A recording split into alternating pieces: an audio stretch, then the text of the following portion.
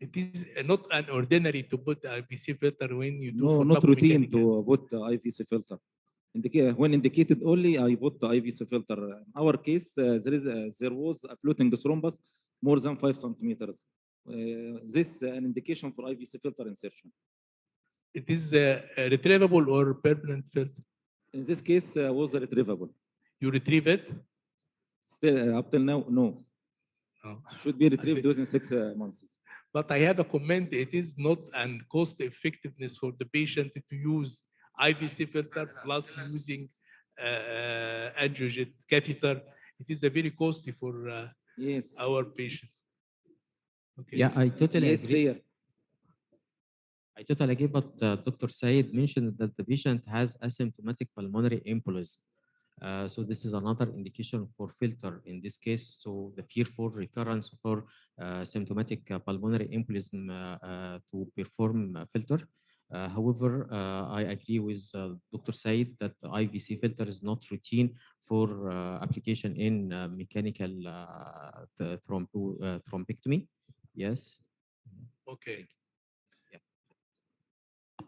So the pharmacomechanical thrombectomy, that is a long-standing treatment that we have been using for 20 years.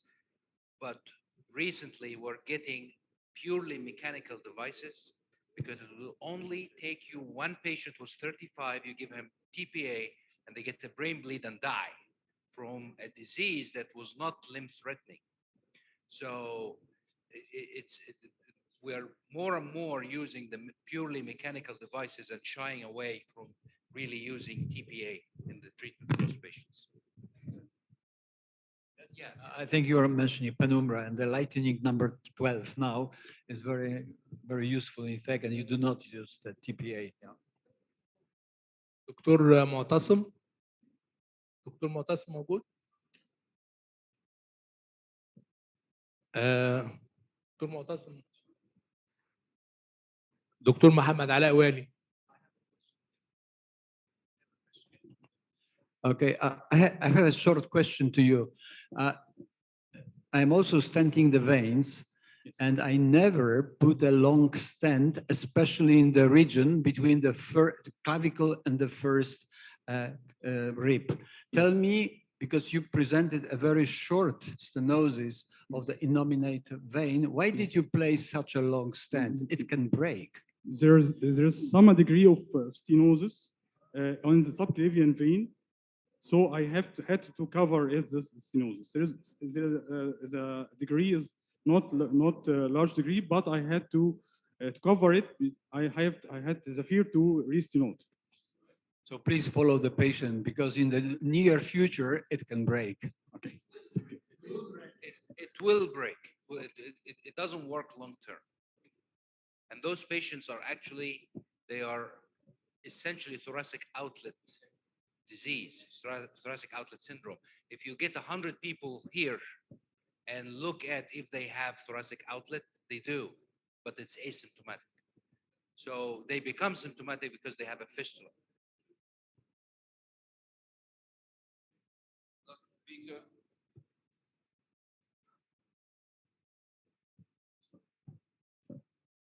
Okay, Dr. Suhail, the last. Is there any question for Dr. Suhail? دكتور عثمان. بدنا نتغدى برا، بتجي معنا؟ لا شكرا عطشان. مثل ما بدك. يلا يا بنات. دكتور سهيل، حضرتك حطيت 2 وايرز في التو ارترز. الاكسس كان ال 2 وايرز من نفس الاكسس ولا 2 اكسسز؟ Yes, ipsilateral 6 French sheaths. Yeah. البالونز برضو الاثنين كانوا من نفس الشيس؟ Yes. وكان 2.5 balloon by 8 millimeter. Yes, from the one the same axis sheath. side. Yes, one single axis, 6 French sheaths, passing 0.018 wire, 0.014 wire, and 2 balloons. Yeah. Thank you. What is the significance of your technique, Suhail? What's your aim from these kissing balloons? Not to lose the other artery. We had multiple lesions in tibial vessels, some of them in the ostial lesion. So if you inflated the peroneal, for example, you may lose the posterior tibial artery. So passing the two wires and two balloons at the same time simultaneously will help you to not lose the other axis and minimize the embolization for the other artery. You enter in antegrade or retrograde? Antegrade ipsilateral femoral axis. Yes, okay. Yes. 6 French sheaths. Yes. Yes. By we reaching the end of our session. Thank you very much for the audience and for the speaker. Thank you. We transfer to the second session. May I call the chairpersons, Dr. Magda Haggag, Dr. Musad Suleiman, Dr. Tamer Fikri, and Dr. Muhammad Amar Al-Farouk.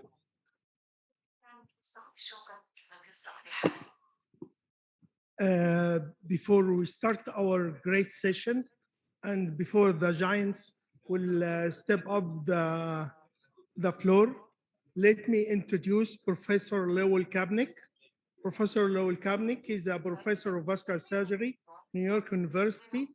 He's the editor of the Journal of Phlebology, ex-president of American Venous Forum, and immediate ex-vice president of the International Union of Phlebology. Dr. Kabnick will show us now a very important presentation, and it may change your practice in the field of venous ablation. Dr. Kabnick today will talk about, is it essential to treat endovenous heat induced thrombosis? Is it important? Is it important to treat or no need to treat EHIT? Please listen carefully for the video and for the presentation. As I said, it may change your practice all. Thank you, and let us enjoy the presentation.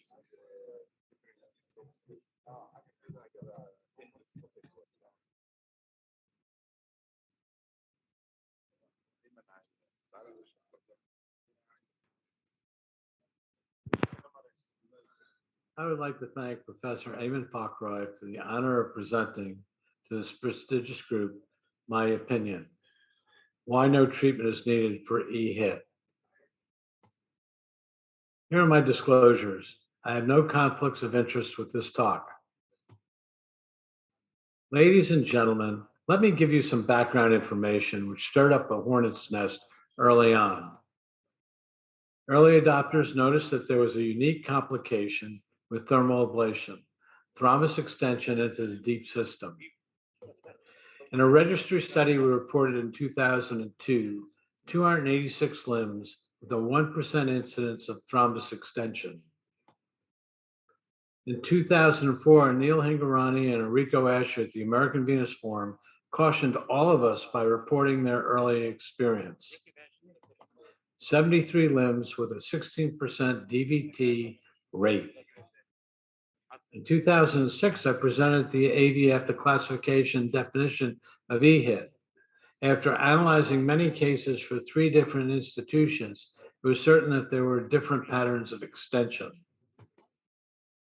The American Venous Forum Guidelines Committee organized an EHIT writing group to analyze available literature regarding EHIT, to gauge the quality of clinical evidence, and to provide guidance on EHIT's diagnosis and treatment.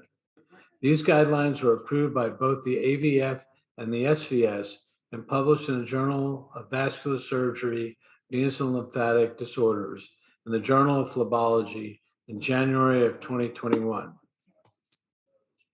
The AVF updated the EHIT classification by adding to EHIT 1. We added to the Kabnick classification 1A, peripheral to superficial epigastric vein, and 1B, central to superficial epigastric vein, up to and including the deep vein junction. Now let's talk about EHIT guidelines. There are 15 guidelines with regards to EHIT. With a time limitation for this talk, I've selected some but not all. Let's start off with guideline 3.2. Guideline 3.2, treatment for EHIT1. Just as you would think, we suggest no treatment or surveillance, grade 2C. Guideline 3.3, treatment for EHIT2. We suggest no further treatment of EHIT2, but with weekly surveillance until resolution thrombus retraction, grade 2C. As an alternative for EHIT2, and if you must, consideration may be given for antiplatelet therapy or anticoagulation for EHIT2, weekly surveillance with cessation of treatment following thrombus retraction to the saphofemoral junction, grade 2C. Guideline 3.4, treatment for EHIT3. We suggest treatment with anticoagulation for EHIT3, weekly surveillance and cessation of treatment following thrombus retraction to the saphofemoral junction, grade 1B. And finally, ladies and gentlemen, guideline 3.5, treatment for EHIT4. We suggest that treatment should be individualized, considering the patient risk factors, bleeding risk, and reference may be made to the CHEST guidelines for the treatment of a provoked VTE, grade 1A. Now let's try and answer the question, should we worry? In 2014, Dr. Jones and I published in the Journal of Invasive Cardiology this perioperative duplex following endothermal ablation of the saphenous vein. Is it worthless? And we concluded, yes. Why look for EHIT? If what we know now, the incidence of EHIT in all comers, EHIT 1 through 4, is about 3 to 4%. EHIT 2 is 1 to 2%. And the incidence of PE by EHIT at most is 0.03%. Are EHITs even dangerous? Our own short series, 10 patients with EHIT2, all monitored with serial duplex, 9 out of 10 placed on therapeutic low molecular weight heparin. 10 out of 10 had resolution of EHIT within 14 to 21 days. After resolution of EHIT, chest CT showed PE in 2 out of 10 patients. All patients were asymptomatic. None suffered significant sequelae. What does this mean? So let's stop worrying about EHIT 1, 2, or 3. Why look at vein closures immediately post-operative? We know the immediate thermal closure rate is high, so why look? Because it makes us feel good? Let's look at some facts. The number of thermal ablations performed annually is greater than 600,000 in the United States and approximately 60,000 in the United Kingdom. The incidence of EHIT2 is approximately 2%, yielding 12,000 per year in the United States or 1,200 per year in the United Kingdom. The incidence of clinically significant PE from laser radiofrequency is 0.01%, or 60 patients in the US and 12 patients in the United Kingdom. The number of duplexes performed to find one EHIT is 100. The number of duplex performed to potentially prevent one PE is 10,000. At most, 60 patients a year will have a clinically significant PE. Now let's look at the cost of duplex. The cost of duplex in the United States is approximately $350 to $500. The number of duplexes needed to potentially prevent one PE is approximately 10,000. The cost of preventing one PE is somewhere between $3.5 to $5 million. Ladies and gentlemen, in conclusion, duplex ultrasound in the postoperative period is wasteful and not efficacious for the prevention of complications or treatment failure. Thank you for the opportunity to present this controversial subject, and hopefully I'll be able to return to Egypt soon. Thank you, sir. I would like to say that this session is not as written in the schedule. It's Cairo University session. It's a session, a combination of, I wouldn't say future generation, the future of the vascular surgeon in Egypt. I selected some of the professors in different universities in Egypt to present this session, and I am a guest. Don't consider me as a speaker among these generations. You will see them. دكتور عمرو عبد الرحيم القصر العيني، دكتور مروان يسري القصر العيني، دكتور احمد العشرة المنصورة، الدكتور عمرو ابو رحمة طنطا. انا شايف ان دول يعني هيسيبوا علامات كويسة قوي في الايه، في المستقبل اللي جاي. وعنوان المحاضرة السيشن دي is it true the future is now؟ يعني احنا دلوقتي في المستقبل ولا الفيوتشر is not yet to come، لسه جاي.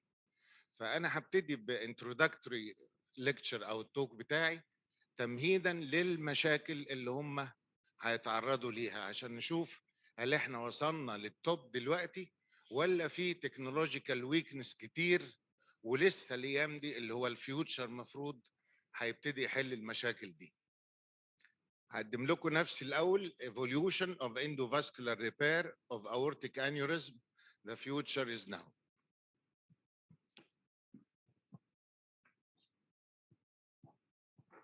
الحمد لله على نص، لكن it's so bad.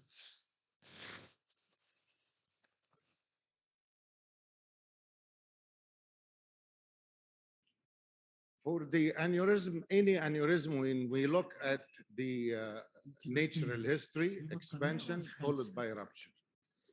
All the thoughts come to solve this problem to prevent rupture or expansion and rupture. So either we observe or we repair. If we repair, we are waiting for morbidity, mortality, and secondary procedure. We used to do open repair by the classic or conventional way, by proximal control, distal control, and putting graft in between. And this, we call it inclusion technique, right? Inclusion of the graft inside the aortic sac. When you mention inclusion, there must be exclusion. So the idea is there from the beginning. And EVAR is exclusion technique of the aortic sac. Let us continue. Open surgery is durable and effective, but these days they concentrate on the morbidity and mortality of surgery of aortic surgery, تمهيدا للترانسفورماتيف بوينت سنة 90 أو 91 بتاع بارودي. أول ديفايس كان very simple device of بارودي، كان معاه بالماس في بيرستنت وفي الجرافت. لو حطينا البيرستنت في الجرافت يبقى الإيفار اللي احنا بنقول عليه. ما اعتقدش ان بارودي كان متخيل ان اللي هيحصل بعد ما يقول الفكرة دي انه هيحصل كل المشاكل اللي احنا بنقابلها، مشاكل اندوليك، مشاكل ساك اكسبانشن، مشاكل كلنا قاعدين نصلح فيها لحد دلوقتي، مشاكل شالنجينج نيك، مشاكل جاكستارينال بارارينال، ما كانش في باله الكلام ده. وده لانه ظلم الراجل ده نيكولاي فولودوس، ده كان من كرواتيا، من اوكرانيا، من خاركيف، وكانت رساله الدكتوراه بتاعته على نفس الموضوع، ويمكن هو اول واحد عمل الجرافت، بس كان في ثوراسيك انيوريزم. لما نيجي للإيفار اسمه exclusion of abdominal aortic aneurysm from the circulation، وده طبعا ديفايس بيبقى inserted من الفيمورال زي ما كلكم عارفين. طلعوا ان المورتاليتي almost زيرو من الإيفار، عشان كده يمكن حسام كان لسه بيقول من دلوقتي انه 80% من البيشنت في اليونايتد ستيتس بيعملوا ما يعملوش open surgery. لكن الاوبن كان deal with any aneurysm. لكن الاندوفاسكولار الفيفرابل اناتومي از اسينشال اللي احنا بنقول عليه الاي اف يو. لازم anatomical criteria for the device to be used in treatment of EVAR. طبعا الخطوه اللي بعد كده comparison between open surgery and EVAR. المتوقع انه طبعا كل الحسنات هتبقى مع الايفار. تلاقي ايفار احسن في كذا وفي كذا اللي هي عيوب الاوبن سيرجري، وده عشان يفتح الطريق للايفار. لقوا بعد كده ساك انلارجمنت افتر ايفار، فكان لازم حد يتلام someone to be a victim of this problem. فقالوا ان احنا مفيش كومبلاينس للاي اف يو، وتقريبا 31% من البيشنت تريتد اوتسايد اي اف يو. فكانت المشكله انه الناس اللي ما بتمشيش على الاي اف يو هم السبب في نتائج الايفار. الحاجه الثانيه اللي ضد الكلمه دي او ضد الاولانيه، الفولو اب كومبلاينس، قالوا 50% lost during the first 5 years. الله، طب منين انت مطلع نتيجه على 5 years وما عندكش داتا لنص العيانين اللي عندك؟ فكل ده عشان بوشنج الايه التورد ايفار. بنيجي في التكنولوجي كان بيتعامل مع اورطه ليه نك والإلياكس كويسين وليه اناتوميكال كرايتيريا. اما ابتدينا نشتغل بقى فيه اشكال من الاورتيك انيوريزم كتير، ويمكن كلنا قابلناها تقريبا. فقدامنا حاجتين، يا نرجع للسيرجري تاني يا اما نبوش الليميتس بتاع الايفار، يعني نطلع بره الاي اف يو، انجليتد نيك ونعمل لها ايفار، شورت نيك نعمل لها ايفار. يعني المشاكل اللي كانت او الكرايتيريا بتاعت الاي اف يو نطلع براها شويه، او نعمل سنوركل او بيرسكوب او ساندويتش تكنيك على اساس نحل مشكله الانيوريزم اللي قرب على الرينال، او في النهايه يا فينستريتد يا برانشد جرافت. اما جم للسنوركل والتشيمني قالوا 10% ليك، فقالوا ما تعملوش تشيمني عشان الانسيدنس اوف اندو ليك. ده تمهيدا لايه؟ للي جاي بعديه فينستريتد او برانشد جرافت. فجينا في الجاكستا رينال او البارارينال قلنا يبقى سهل، عايزين فينستريشن عشان نكستند البروكسيمال لاندنج زون فور جود سيل اند جود فيكسيشن.